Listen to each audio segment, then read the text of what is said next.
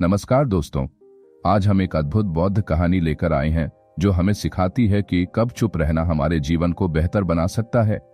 बुद्ध कहते हैं कि शांति और सफलता उन्हीं को मिलती है जो सही समय पर चुप रहना जानते हैं। तो आइए जानते हैं 10 ऐसी परिस्थितियां जहां चुप रहना आपके जीवन को बदल सकता है। एक, जब कोई आपको गुस्से में भला बुरा कह रहा हो। एक बार एक व्यक्ति बुद्ध के पास आया और उन्हें अपशब्द कहने लगा। बुद्ध मुस्कुराए और शांत रहे। व्यक्ति थक कर चला गया। शिष्यों ने पूछा, गुरुदेव, आपने जवाब क्यों नहीं दिया? बुद्ध बोले, अगर कोई तुम्हें उपहार दे और तुम न लो तो वह उपहार उसी के पास रह जाता है। सीख, जब कोई आपको गुस्से में भला बुरा कहे तो चुप रहना ही सबसे अच्छा जवाब होता है। 2, जब आपको अपनी बात समझाने की जरूरत महसूस हो। एक बार एक राजा बुद्ध के पास आया और बोला, मैं तुम्हारी शिक्षा में विश्वास नहीं करता। बुद्ध ने उत्तर नहीं दिया। राजा ने फिर दोहराया, लेकिन बुद्ध चुप रहे। अंत में राजा ने पूछा, आप चुप क्यों हैं? बुद्ध ने कहा, सत्य को प्रमाण की जरूरत नहीं होती।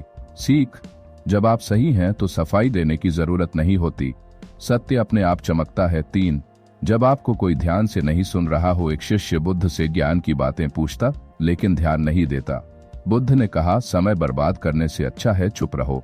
सीख, अगर कोई आपकी बात नहीं सुन रहा तो चुप रहना ही बेहतर है। 4, जब आप गुस्से में हो। गुस्से में कही गई बातें तीर की तरह होती हैं जो वापस नहीं आती। बुद्ध ने कहा, गुस्सा आग की तरह है, पहले वह दूसरों को जलाता है फिर खुद को। सीख, गुस्से में चुप रहना ही सबसे बड़ी बुद्धिमानी है। 5, जब कोई आपका मजाक बना रहा हो। अगर लोग आपको नीचा दिखाने की कोशिश करें तो चुप रहकर उन्हें जवाब दें। बुद्ध ने कहा, समय सबसे अच्छा जवाब देता है। सीख, कभी कभी चुप रहकर वक्त को अपना जवाब देने दो। 6, जब आपके शब्द किसी को चोट पहुंचा सकते हैं। बुद्ध ने कहा, शब्द तलवार से भी ज्यादा घाव करते हैं।